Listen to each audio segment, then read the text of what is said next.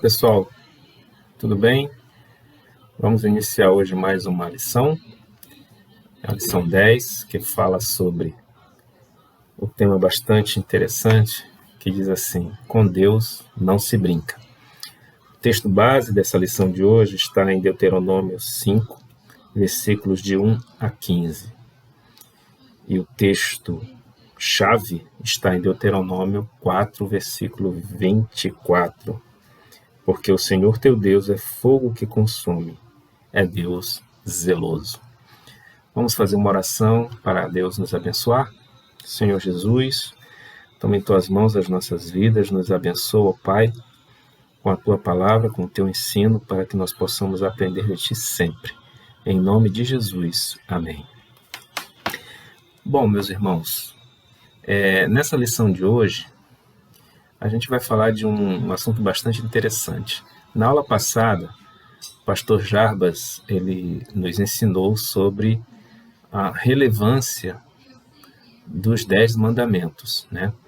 E os 10 mandamentos, eles são basicamente a base de todo o princípio de relacionamento dos homens com Deus e dos homens com o seu próximo. E o próprio Jesus, ele vai ensinar isso. Mas antes de nós adentrarmos na aula, especificamente, eu gostaria de citar 3 casos na Bíblia de pessoas que foram displicentes, foram rebeldes e brincaram com Deus. O primeiro deles, eu gostaria de citar, que foi o caso do Nimrod. Quem foi Nimrod? Nimrod, ele fez parte da 3ª geração pós-diluviana. Ele era neto de Cão, o filho mais novo de Noé. E Nimrod, ele foi um homem muito poderoso na face da terra, ele era uma pessoa violenta, ele era um tirano, e certamente ele não atentava para a palavra de Deus. Assim que Noé desembarcou com seus filhos da arca, quando acabou o dilúvio, Deus estabeleceu que Noé e seus filhos frutificassem, se espalhassem pela terra, para que a terra fosse povoada. E Nimrod, obviamente, acredito que ele era conhecedor dessa palavra, ele não procurou obedecer essa palavra. E ele teve a infeliz ideia de construir a Torre de Babel para fazer com que as pessoas permanecessem ali no entorno da torre e não se espalhassem obedecendo a palavra. Isso caracterizou para Deus como uma grande rebelião da humanidade. E Deus castigou a Nimrod e todos aqueles que estavam ali com uma grande confusão, né? As pessoas elas não começaram a se entender e Deus destruiu a torre. Outro caso que nós podemos citar é o caso de Faraó. Na época ali de Moisés, quando Moisés foi chamado por Deus no deserto para libertar o seu povo da escravidão no Egito. E Faraó, né, ele endureceu o coração e não libertou o povo. Em vista disso, Deus envia 10 pragas à terra do Egito, e somente na 10ª praga que Faraó permite que o povo de Israel saia do Egito para seguir a Moisés. Quando ali na 10ª praga, o anjo da morte mata todos os primogênitos dos egípcios e de todos os animais dos egípcios. O terceiro caso que eu quero citar é o caso de Belsazar. Belsazar, ele era neto de Nabucodonosor, rei da Babilônia, que invadiu Jerusalém, destruiu Jerusalém, pegou os objetos sagrados do templo, destruiu o templo e levou tudo isso, assim como levou o povo cativo para a Babilônia. E Belsazar, na época, reinava no lugar de seu avô. Ele teve a infeliz ideia também de estabelecer ali um banquete para toda a cúpula da sua corte, e ele teve também, nessa ocasião, pegar os cálices sagrados e utilizar naquele banquete. Aquilo ali foi uma afronta a Deus, né? E misteriosamente uma mão apareceu na parede daquele local onde eles estavam ali, bebendo, comendo, em orgias. Aquela mão escreveu a seguinte frase: Mene, mene, tekel, ufarsim. Ele não entendendo, e ninguém entendendo, ele chamou Daniel para interpretar, e aquela interpretação de Daniel foi a seguinte: pesado foste na balança e achado com falta, né? Ou seja, naquela mesma noite, Deus julgou e condenou Belsazar e toda a Babilônia. Tanto que, naquela mesma noite, Belsazar foi morto, a Babilônia foi invadida pelos persas, e os persas passaram a dominar o povo babilônico. A partir daí, a gente começa a entender como Deus tem um zelo, né? Como essa palavra de zelo é importante para que nós possamos observar que Deus, ele prima pela sua palavra, ele zela pela sua palavra para que ela seja cumprida.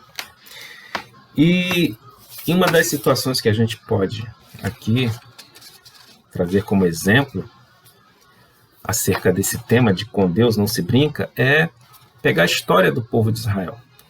Então, desde quando o povo de Israel estava cativo no Egito, sendo oprimido ali, Deus quis estabelecer novamente uma relação próxima com seu povo.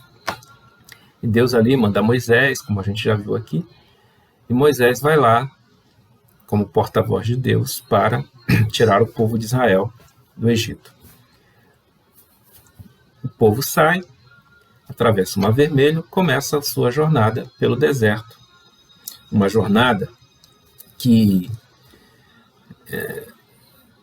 poderia ter durado somente 40 dias, né? Essa jornada ela durou 40 anos. Mas por que durou 40 anos? Deus ele queria estabelecer uma relação com o seu povo. Mas aquela geração que saiu do Egito ainda não estava preparada mentalmente, espiritualmente, para estabelecer esta relação estreita com Deus. Era necessário que aquele povo passasse ou sofresse uma transformação física e mental para poder estabelecer essa relação com Deus. E ao longo dessa jornada no deserto, a gente vai ver em muitas ocasiões ali o povo se rebelando, o povo pecando, né? O povo desejando voltar para o Egito, o povo contestando a autoridade de Moisés, o povo construindo um bezerro de ouro, uma série de coisas, né, que, assim, absurdas, mesmo com todas as evidências de Deus ali se apresentando, demonstrando o seu cuidado, quando ele, através da nuvem, protegia o povo do sol escaldante do deserto, e durante a noite, através de uma coluna de fogo também, protegendo do clima frio e gelado, né? Que o deserto ele tem um desequilíbrio térmico. Enfim, Deus ali também providenciando água para o povo, o maná, né? Enfim, e o povo de Israel continuando ali com a sua obstinação. Mas a gente vai observar, meus irmãos, que a importância de Deus persistir, né? A persistência de Deus ali com o povo de Israel é algo impressionante, porque toda a humanidade estava corrompida. Deus queria um povo exclusivo para si. E Deus escolheu Israel, o povo de Israel.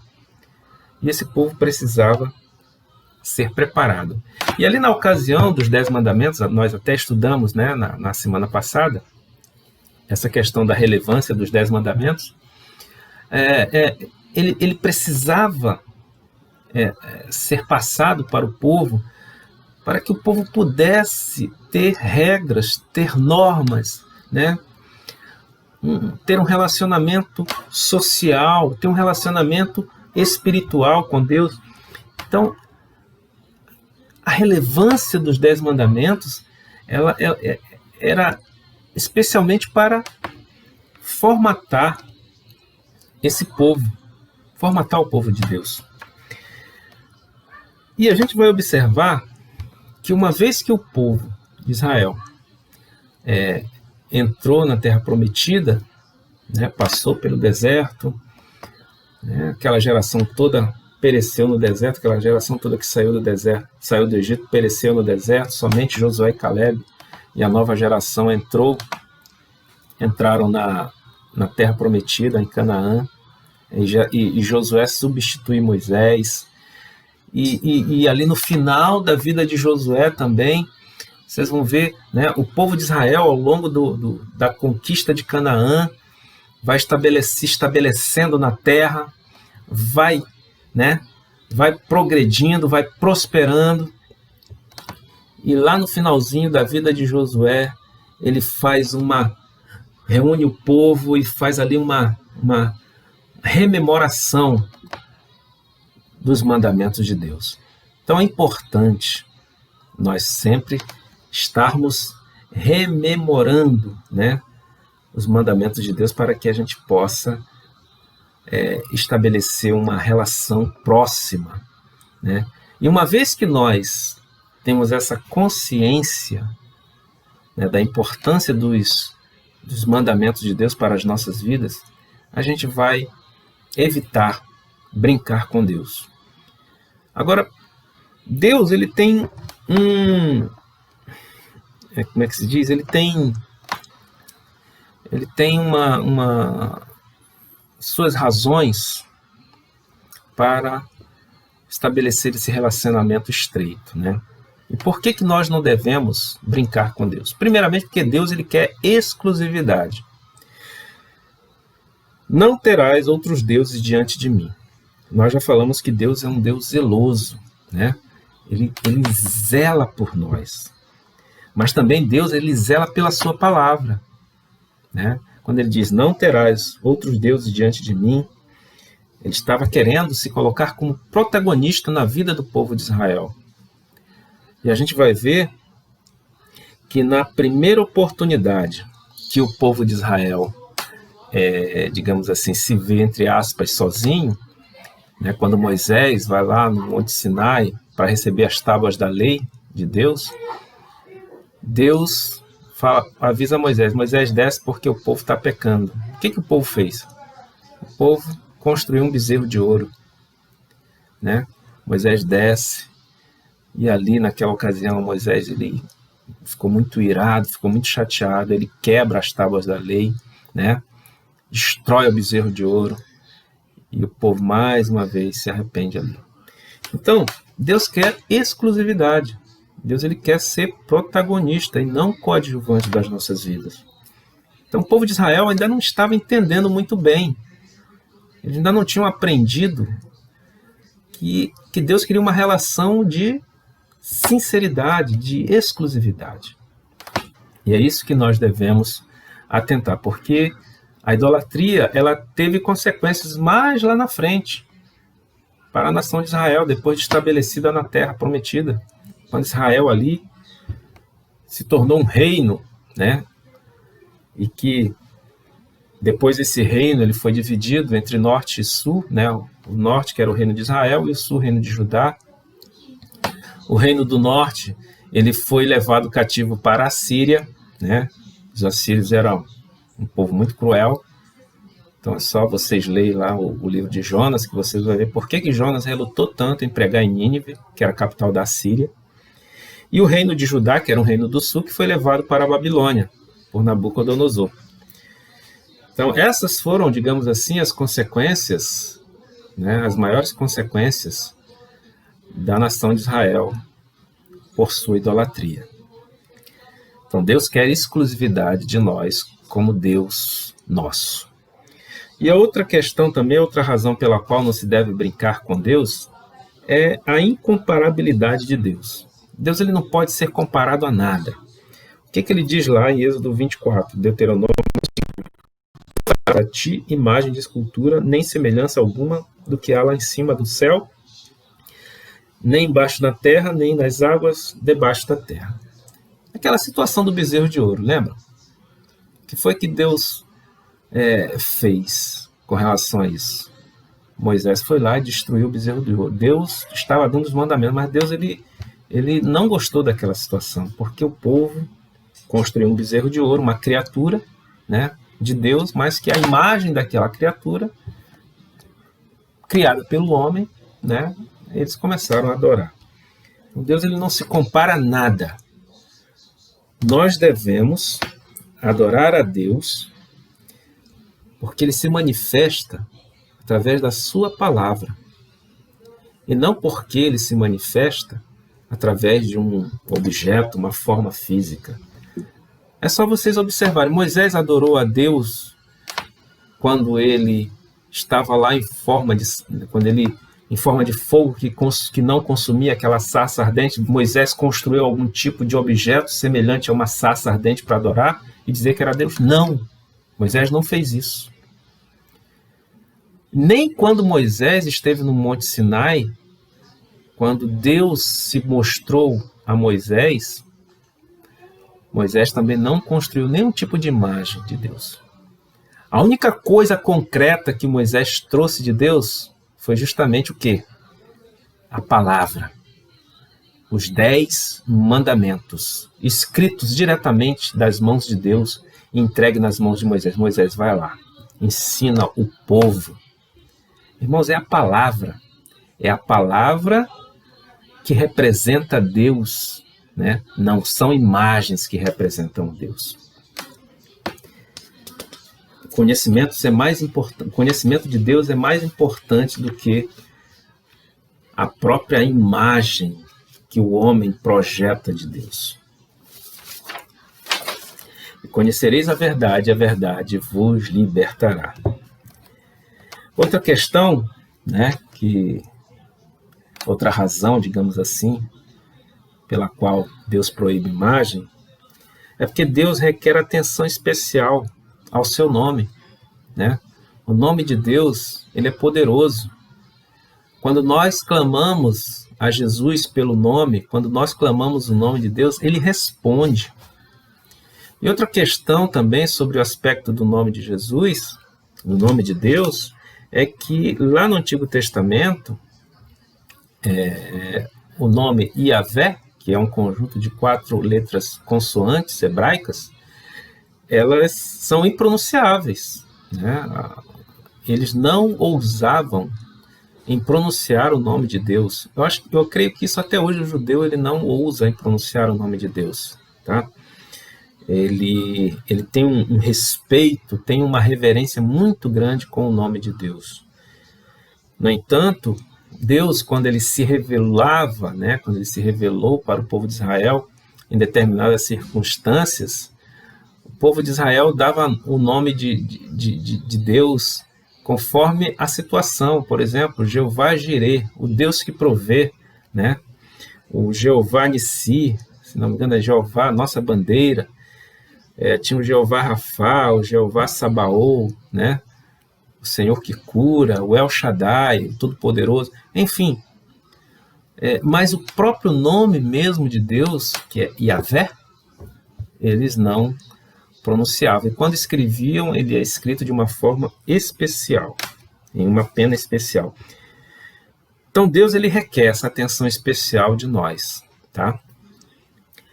E outra razão pela qual Deus ele não quer que nós façamos imagens é porque Deus considera a idolatria um atentado à inteligência, né? Por que nós devemos adorar uma imagem de uma criatura se essa imagem ela é inferior a nós? Então, se eu crio uma imagem, no caso do bezerro de ouro, eles criaram uma imagem, que é uma criatura de Deus, e aquela imagem da criatura é uma criatura do homem, eles estavam rebaixando Deus abaixo da imagem da criatura. Então Deus ele não aceita isso, né? Essa ideia de idolatria ela é rechaçada por Deus de forma veemente. Adorai somente o teu Deus, o único Deus, o Deus Todo-Poderoso. E a gente vai ver que nas civilizações antigas, até hoje também existem pessoas que adoram outros deuses, né? E essas pessoas daquelas civilizações antigas adoravam Baal, Moloque, né? Diana dos Éfesos, Zeus dos gregos, Júpiter dos romanos, enfim, outros deuses aí então que não levam a nada. Mas essa questão da idolatria, ela não passa de um atentado à nossa inteligência, porque é adorar aquele que é inferior a nós, né? E Deus abomina isso. Outra razão pela qual nós não devemos brincar com Deus, né? Digamos aqui o segundo tópico da lição, é que nós não devemos adorar a outros deuses e nem lhe prestar culto. Né? Basicamente aqui, bem associado a esse último item que a gente falou, essa questão de Deus abominar a idolatria. Deus abomina isso, né? Ele proíbe a adoração de imagens. E essa questão da idolatria, ela vem, digamos assim, impregnada na humanidade desde lá do início, né? Por que Deus destruiu a humanidade através do dilúvio? Justamente por causa dessa abominação, porque tudo que estava relacionado às práticas pecaminosas, elas tinham uma proximidade muito grande com a adoração a Deus. E, digamos assim, Moloque, o deus Moloque. Se vocês forem observar, o deus Moloque era um deus que aceitava sacrifícios de crianças. E a que você associa essa adoração a Moloque nos dias de hoje? O que as pessoas estão procurando nessas ideologias aí progressistas que tanto defendem, né? A questão do aborto. Aborto não passa de sacrifício de criança. Não passa disso. É um assassinato, né? Horrendo, que remete a essa idolatria a Moloque. Enfim, Deus abomina tudo isso. E Deus ele sempre procurou mostrar para o homem, para a humanidade, que isso seria prejudicial para a vida dele. Por quê? A idolatria, ela, como consequência, ela vai se estendendo, né, com maldição até a terceira e quarta geração. Então a coisa não é assim para se brincar. Ah, mas tem gente que fala aí, esse negócio de maldição hereditária não existe. Bom, a palavra de Deus, ela fala de maldição até a terceira e quarta geração por causa da idolatria. Então, essa questão eu não vou discutir. Então, da mesma forma que a bênção ela se estende para as gerações, de uma forma antagônica, a maldição ela se estende até a terceira e quarta geração. Por isso, Deus ele abomina a idolatria. Outra razão, outro aspecto também a ser considerado para que nós, como cristãos, como seres humanos, não venhamos a brincar com Deus, é observar a santidade de Deus. Deus é santo, né? Portanto, nós devemos ser santos também. Que a nossa relação com Deus, ela se dá através do caminho da santidade. Não há outro caminho, né? Santidade é uma qualidade, digamos assim, é um atributo de Deus, né? Então, todo cristão tem o dever de observar a ênfase da palavra de Deus sobre a reverência prestada a Deus, prestado a tudo aquilo que se refere a Deus. Deus é santo. Lembremos de lá em Isaías capítulo 6, onde a gente vai ver lá na visão de Isaías, onde querubins louvam a Deus incessantemente. Santo, santo, santo. Eles estão diante de Deus dizendo constantemente, sem cessar: santo, santo, santo, santo, santo, santo, santo. Deus é santo, meus irmãos. A santidade de Deus, ela transborda em tudo aquilo que se refere a Ele, né? Ele vai abranger tudo aquilo que está relacionado à sua pessoa. Nós estamos diante, né? Estamos diante de uma situação onde as pessoas nos dias de hoje, elas não respeitam mais a santidade de Deus. Diante dessa situação de desrespeito à santidade de Deus, tem um caso aí de um cantor que faleceu já há algum tempo, né, que esse cantor, ele, numa apresentação no palco, ele estava fumando maconha no palco e ele deu uma tragada e tragou para cima dizendo que aquela tragada era para Deus. Um deboche, uma irreverência, um desrespeito total a Deus. As consequências desse não sei se foi só desse ato, mas vocês todos sabem o final da história da vida desse cantor, né? Cantor e compositor. Não vou citar o nome aqui, mas vocês sabem. Deus é santo. Deus não se deixa escarnecer. Sede santo, porque eu sou santo. A autoridade de Deus também é outro aspecto a ser considerado para que nós não venhamos a brincar. Desde a sua primeira manifestação, em Gênesis 1:1, quando diz lá: no princípio criou Deus os céus e a terra. Irmãos, a palavra de Deus, ela começa com uma palavra de autoridade. Quem cria é quem tem autoridade e poder e domínio. E Deus demonstra a sua autoridade e poder sobre todas as coisas. É sempre bom entendermos que Deus não abre mão da sua autoridade. Algumas pessoas, elas brincam com Deus. Deus, ele pode até delegar poder, mas a autoridade ele não abre mão. Os termos Senhor e Pai denotam a ideia de um Deus todo-poderoso, que de fato ele é, que tem domínio sobre tudo, sobre todas as coisas. E por causa disso, a autoridade de Deus, ela é incontestável. Foi justamente por causa dessa contestação à autoridade de Deus que o diabo caiu, né? Ele se rebelou contra Deus, ele questionou a autoridade de Deus. E Deus expulsou ele porque ele quis ser maior que Deus, né?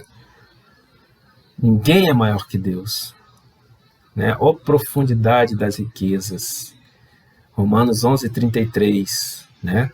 Só você ler lá, que ali o apóstolo Paulo, ele vai fazer uma ode à autoridade de Deus, né? Um poema à autoridade de Deus. Só vocês leem lá que vocês vão ver. Então a autoridade de Deus, ela é incontestável. Por fim, para concluir, meus irmãos, eu gostaria aqui citar 2 exemplos históricos aqui, bem conhecidos do século XX, que fala sobre essa questão de zombar, brincar com Deus. O primeiro deles é o caso do Titanic, quando o engenheiro ele foi questionado numa determinada ocasião, na primeira viagem, né, do Titanic. Ele, na forma arrogante, ele olhou para a sua imagem, para a sua criação, né, para sua obra, o Titanic, disse que aquele navio ele era muito poderoso e que nem Deus poderá afundar, nem Deus poderia afundá-lo. No entanto, nessa primeira viagem, né, o Titanic ele colidiu com um iceberg de uma forma totalmente misteriosa, porque aquele iceberg não deveria estar ali naquela época.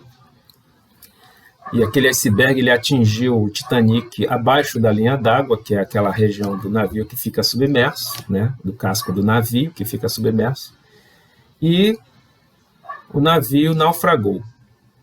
Agora, dentro dessa questão do naufrágio do Titanic, existem duas teorias. A primeira é que diz que aquele rasgo ele foi o causador do naufrágio do Titanic. Porém, mais à frente, outros pesquisadores, estudiosos do Titanic, eles disseram que o rasgo que fez ali no casco não era suficiente para fazer com que o navio naufragasse. E antes do navio naufragar, afundar de vez, ele se partiu ao meio, né? Então, essas duas teorias acerca do naufrágio, elas estão aí. Mas a gente sabe muito bem que o que aconteceu foi uma afronta a Deus, e não que Deus seja vingativo, mas é que tudo aquilo que nós falamos tem consequência, né? A palavra que nós lançamos, que nós proferimos, é como um bumerangue. Ele volta para a sua origem. Por isso nós não devemos amaldiçoar ninguém, por isso nós não devemos xingar ninguém, nem nossos pais, nem nossos filhos, nem nosso vizinho, nem ninguém, né? Porque toda palavra profana, toda palavra torpe, toda palavra maldita que nós proferimos, elas têm consequências, tá? Elas voltam para a origem. Então tenhamos sempre cuidado. E até porque tudo aquilo que nós falamos, nós daremos conta a Deus. Nós prestaremos conta de tudo aquilo que nós fizemos, que nós praticamos, que nós falamos, que nós pensamos. Eu não estou metendo medo em ninguém, não, mas essa é o que a palavra de Deus diz, tá? E outra situação que ocorreu no século XX também, que foi aquela história do John Lennon, né, que numa entrevista, né, quando eles estavam no auge da fama, e ele foi questionado por um jornalista o que ele achava do cristianismo. Aí ele disse assim, olha, o cristianismo vai acabar, o cristianismo vai desaparecer, né? O cristianismo vai encolher, vai desaparecer. Aí Jesus Cristo até é um cara legal, mas a sua mensagem ela está ultrapassada. E hoje nós somos mais populares que Cristo. Aquela frase de John Lennon, ela, digamos assim, ela foi assim a sua sentença de morte, né? Porque ele estava ali condenando não ao cristianismo, mas a si mesmo, né? Isso não é fatalismo, meus irmãos, isso aí é o que a palavra de Deus diz, que tudo aquilo que a gente planta, a gente colhe. Então, tenhamos sempre cuidado com tudo aquilo que nós falamos, né? Para que nós não venhamos a pecar contra Deus, contra a sua santidade, contra a sua pessoa, porque Deus, ele merece todo o respeito, e com Deus não se brinca. Amém? Que Deus abençoe a todos, e que numa próxima oportunidade estaremos mais uma vez aqui estudando com vocês. Amém? Forte abraço.